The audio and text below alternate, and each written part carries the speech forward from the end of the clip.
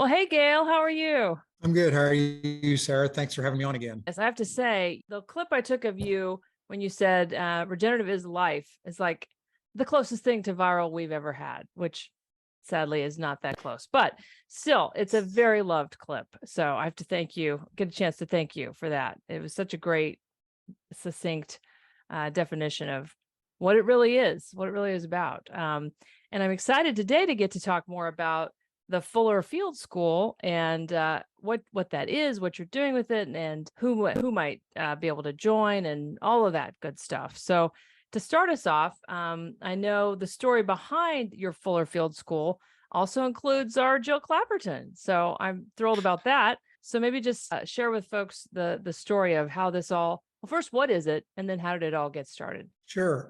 And yes, Jill played a very integral part helping us co-found the school. It really started 12, 13 years ago out in the middle of a cornfield.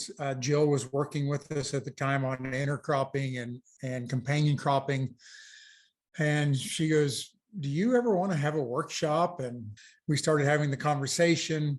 And really, the first year was designed as a cover crop workshop. It was a 2-day conference, but Jill was adamant about a couple of things. We weren't going to call it a workshop. We were going to call it a school because it was a place to learn. And there's just, there's a lot of meetings that go on that we kind of call them the free donut meetings, that you show up, you might learn something, you get a free donut and a free coffee or a free lunch, and that's about it. And so she was adamant this was going to be a place to come hands-on learn. She wanted us to source as much as the food as we could locally for this event. And we were already starting to play around with trying to grass finish beef and doing some things like that for ourselves. We really weren't into direct marketing yet. And I loved that idea. And then at the first field school in 2012, so the speakers at the first go around, obviously Jill was one of them. Jonathan Lundgren was one of the speakers. David Brandt, who just left us unfortunately way too soon, and Doug Peterson. And I think there was a bit of an aha moment for me, even though this was a quote unquote cover crop workshop. Jill did one of her presentations on food. And at the age of 40 years old, it was the first ag conference I ever attended where anybody talked about food. Huh. Wow. It was exactly. That's it something. was a sad eye opener for me. And it really sent the school in a completely different direction from all other ag workshops, in that we, from year one on, we have taken a direct look at the health of soil and how it parallels the health of humans, the gut microbiome, the soil microbiome, carbon flow, water cycle, energy, all of these. And it's kind of been outside the box from day one. Well, and if folks don't know about the transformation you're doing on your farm, I'm going to point them to the other podcast episode we did interviewing you, where you talk all about that, which is an amazing story. And of course, you're kind of a minor ag celebrity. If you Google yourself, you find all sorts of great people have interviewed you, and there's lots of great videos. So definitely look up Gail Fuller and learn more about the transition that he did and is still doing on the farm. But part of that has led to then the ability. So you're in Kansas and you have fruit trees and you have, is it, you have sheep or cattle or so today we are direct marketing grass finished beef and lamb. All we right. also have pastured pork, chicken, ducks, and yes, we have fruit trees, and we've just finished planting about 100 nut trees, acorn, chestnut, different things that we will use someday to help finish our pork, so we can start to pull our pigs off of as much grain as they're getting. We want them doing more foraging and less feeding at the trough. I can see it now. Chestnut finished pork. I mean, that's going to be, the Kansas City folks will love that. Yes, they will. Has a nice ring to it, doesn't it? We all will. We all should. We all would love it. So that's an incredible story. And then that is what makes it possible to kind of not only locally source, but you're probably getting to the point where you could source the whole dinner from your farm. That's the whole idea is, we're already setting the goal of sourcing all of our food off Mhm. farm. If I didn't have a love for fish and seafood, Mhm. we would be very, very close to that now. But we're still sourcing things. We still struggle getting our vegetables, Mhm. getting a year's supply of vegetables, and in even the fruit. We have, for example, we have 2025 peach trees, and we've only had one peach harvest in our first 4 years here. So, Oh, the wild weather swings, whatever, it's becoming more and more of an issue growing food. So yeah. I think even people that have that mindset of supplying themselves, it's just becoming more and more difficult in today's world. So the field school is coming up in September. Is that's when it's happening? Yes, we tried two field schools this year. So we had one in April that focused on water, the water cycle, and with a kind of a side conversation on new economy. And then we've got another field school coming up September 21st and 22nd. We've got Farm Her from North Dakota, Deanna Lazinski. Member of our She's going to community. Yeah. Mhm. exactly a member of this community, and I think a very, very big part of the community that Yes. you and Jill have here. Yeah. And we want Deanna to kind of focus on her marketing and how she's building her community in North Dakota. Yeah.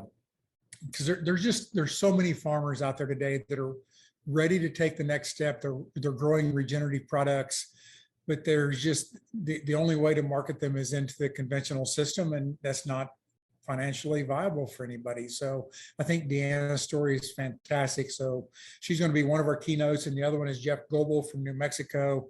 Jeff's been in this game longer than any of us probably. He's worked on just about every continent in the country, and Jeff's really good at he's a holistic educator, but he's really built his name on resolving conflict. Mm. And I think in a world that becomes uglier and more divided every day, we really need somebody like Jeff to come in and help us have difficult conversations either within our community or if we venture into a meeting in the conventional ag world, say, and how can we make gain without causing further divide? Mhm. Well, I know, and you've done a lot of at least thinking about and maybe work on too the importance of regenerating the farmer as well as the land, and that was also a part of our conversation in the last podcast. I found really important, and I know that's important for especially these farmers that are trying to become a brand and take on that additional piece or bring their food directly to consumers, because it's a whole other skill set and stress level, and it's valuable, it's important, it's wonderful. But I Yeah. wonder, is that part of what you're going to discuss, the whole, farmer as well as the land piece of it in the field school? Yeah, absolutely. It will be discussed. And we've kind of revamped the field school a little bit in the last couple of years.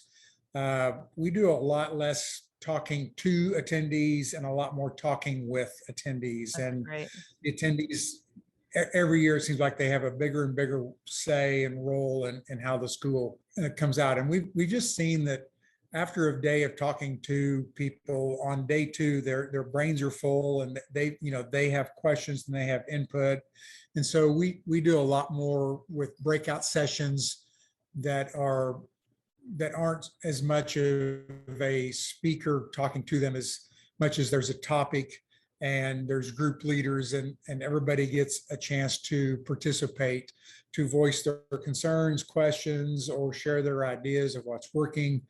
And yes, we think that there's no way we can regenerate a farm in America or anywhere else for that matter if we're not working on regenerating the farmer.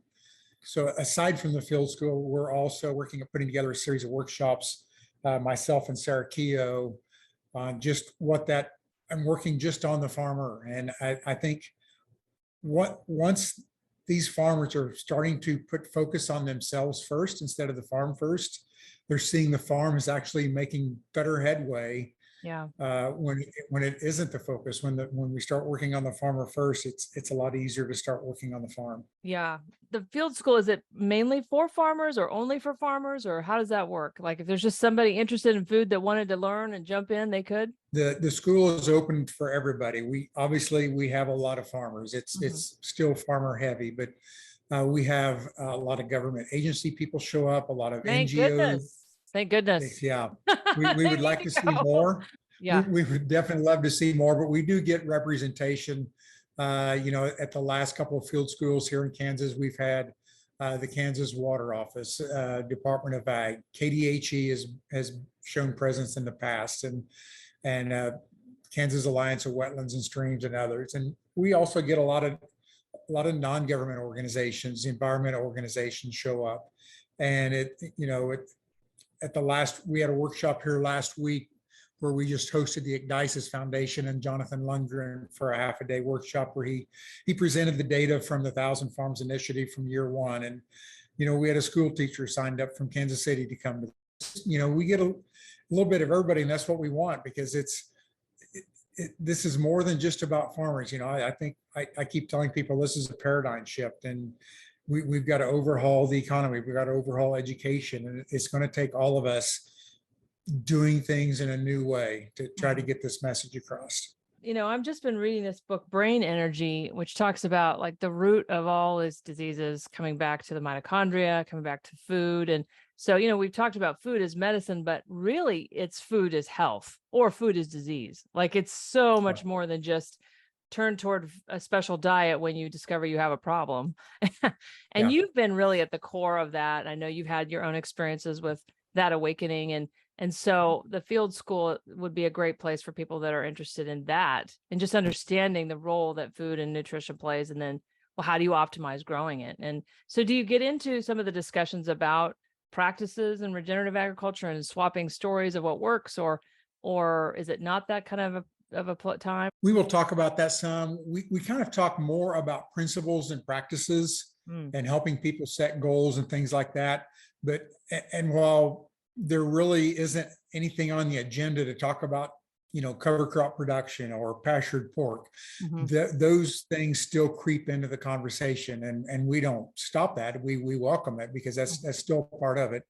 And we'll do a session out in the field, usually on day one, and we'll usually talk about one of our enterprises. Lynette's gone out with the pigs before, and we've done a session just on the pastured pork, and so we will do some things like that also. So there's nothing off the table at these schools. We'll talk about anything, but I think it's more principle driven. I think if people have their goals and their principles for their farm, the practices tend to fall in place behind that. Not that we aren't going to talk about that, but there's a lot of cover crop workshops. There's a lot of soil health. There's a lot of workshops on grazing.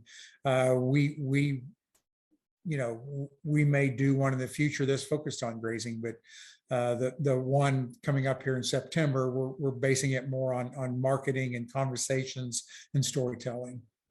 And then the connections that people get coming to this, so they probably get to meet and connect with farmers in the regenerative space from all over the country. Do you get people from Canada coming too, or other parts of the world, or is it what's the spread of people?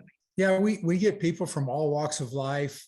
Pre-COVID, so before our first 7 or 8 field schools, we actually had more people from overseas than we had from in county every single year. Obviously, that changed with the travel issues with COVID. So we went a couple of years. In fact, I don't think we've had any overseas attendees now since COVID, but we will still get people from 10, 15, 20 states easily show up, Canada.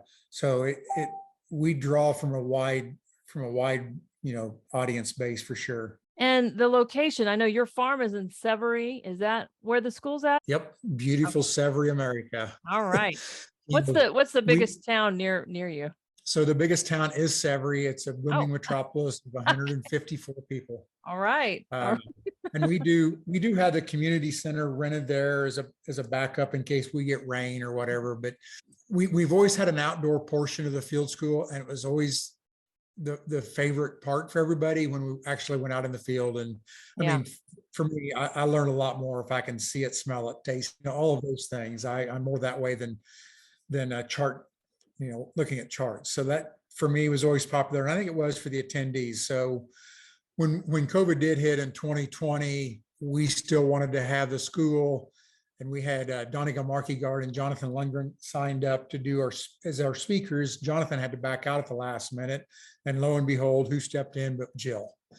And we were all pretty adamant that, now more than ever, we need to get together and talk about this because I still believe COVID was just a warning shot.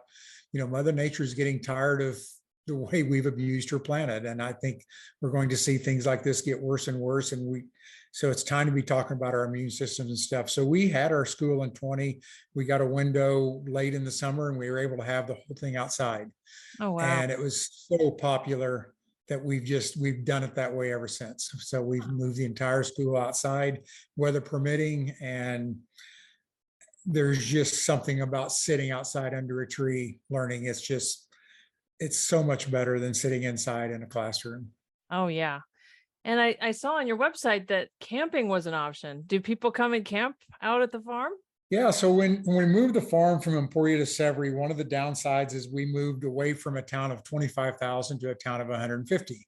Right. Not exactly loaded with hotel Hotels. options. Yeah. So we do have a couple of hotel options about 15-minute drive from the farm. So we are able to host people, but we decided to give people the option to come and camp also. And yeah, we had I don't remember off the top of my head, but I think it was 30 or 40, Lynette's saying 44 people camped here at last fall's field school. Oh, So my goodness. a lot of tents are pitched at people, it's just, and when you've got that many people staying on the farm, it is a little bit of a logistics issue for Lynette and I, because now we have to bring more food and things like that in. But when you've got that many people sleeping here on the farm, it's just the community aspect to it. It's awesome. It's really a lot of fun for a couple of days. Well, I would say, my goodness, just going for those campfire discussions would be probably worth it, let alone all the other. I mean, this is a great, time to share stories and build relationships informally. There doesn't seem to be many opportunities like that anymore.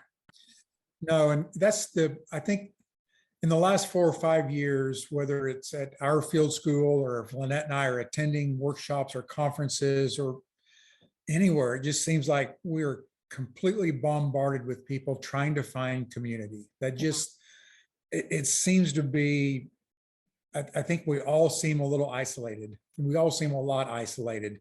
Yeah. If we're a regenerative farmer, we might be the only 1 or 2 or 3 in the county. And, you just, regardless of what you're doing in life, it seems like we're on an island and we're not getting that time together. And so that's, camping here just gives them more hours of networking and sitting around the campfire instead of in a hotel room or a bar after a workshop. And it's a better way for people to network. Another thing that has really changed about the school is the kid aspect. It's not uncommon to have 10, 15, 20 kids here at the school. And they may be out just free ranging the farm, but it's not uncommon to see a 10 or 12-year-old sitting at a discussion, partaking in the discussion during the school itself. So, and Wow. Exactly. And that's our future. Why aren't they given a microphone more often? And it's amazing, what comes out of them and the questions and the thought process.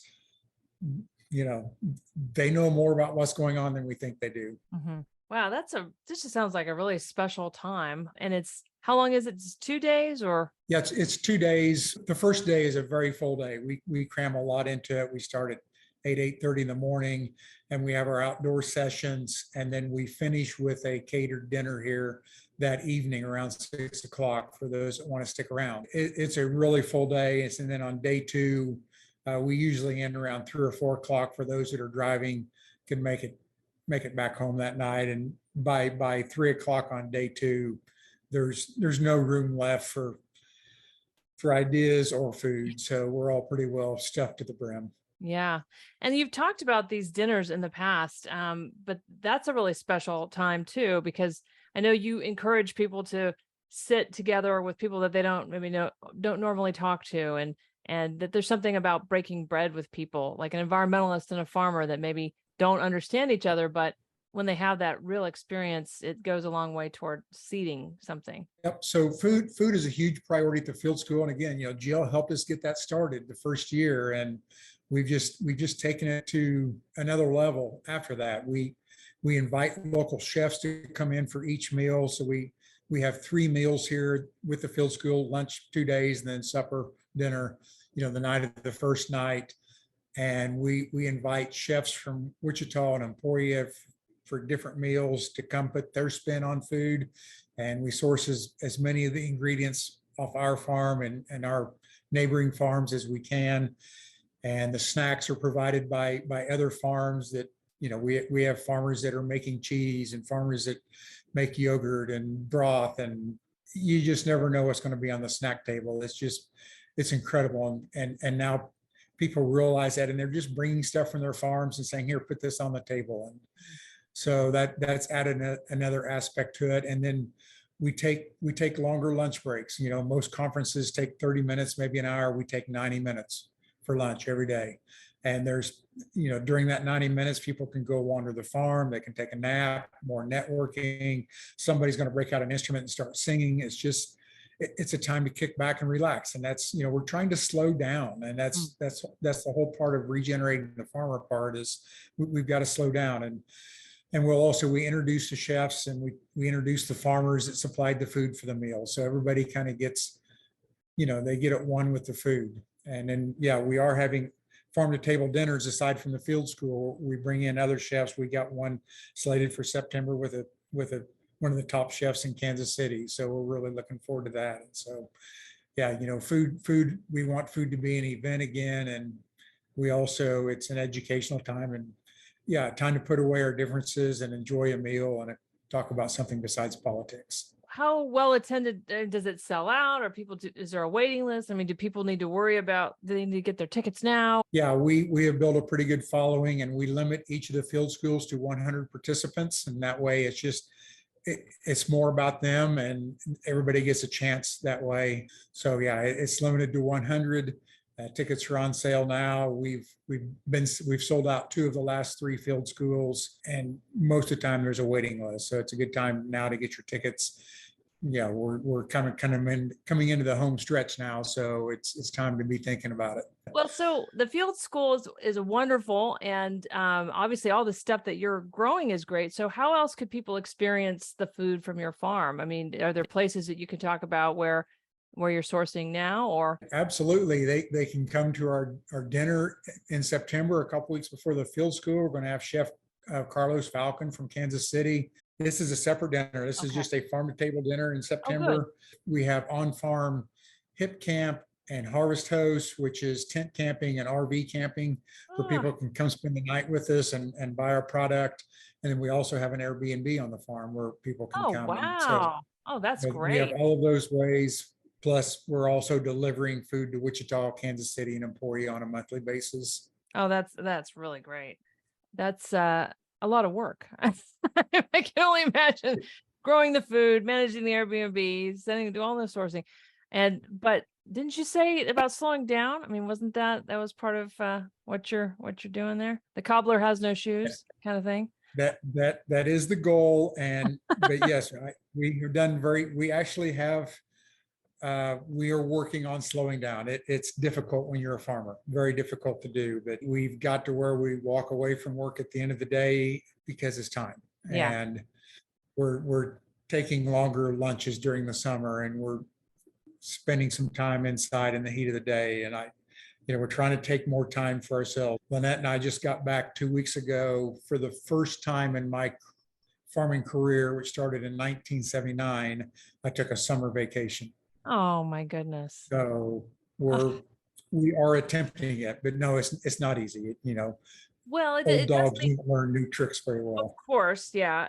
But I think it does make a difference too when you're able to work on things you really love, as opposed to things that you have to do. And of course, there are always things you have to do, but it seems like so many of these ventures are out of a real passion project for you and Lynette, and I would assume that helps give energy and not just drain it. Yeah, absolutely. And hosting these events is exhausting, but it fills our tank at the same time. That's kind of our place on this planet is growing community and making connections and helping fuel others. So that's how we get our tank filled up. If you enjoy what you do, it's less stressful, so that makes it more enjoyable. But still, I've just learned we got to be careful about not working 15, 20-hour days anymore. It's just, Yes. there's this mantra around agriculture that that's what you have to do. And, I guess I'm getting old enough now, I can see the finish line, and you start to question if you've done it all. Mhm. What did those 15, 20-hour days get you? And so I think we need to prioritize our lives and set some goals to make sure that when we do cross that finish line, that the memories that we had are what we wanted to have. So we're taking more time for ourselves. And it's, for people like us that are small scale regenerative farming, especially with animals, it makes it very difficult to leave because Yeah. they're animals and they still have to be fed. It's not like we're leaving the corn soybean fields for a couple of days that they can survive on their own. Mhm. The animals can. And so and we get this a lot, is people can't leave the farm because there's no one to do chores, because it's just the spouses and their kids. And we're working to find people to be farm sitters for us. I think there's people out there that are willing to do that. It takes work, and you've got to train them and things like that. But there's certainly a demand, if farm kids are wanting to travel around for a while before they settle down, start a farm sitting business, I think the demand for it's through the roof. That is a great idea. I think what you're doing with the field school is so important and lovely at the same time, and so it's wonderful to have those things come together. So thanks so much for telling us about it, and I hope lots of people listening to us will check it out if they can't come, or if you're sold out, then obviously take advantage of these other opportunities. When is the farm to table dinner? The other one? September 16th. So it's 1 week before the field school on Perfect. Saturday night. Well, thanks again, Gail, and good luck. You bet. Thank you very much, Sarah.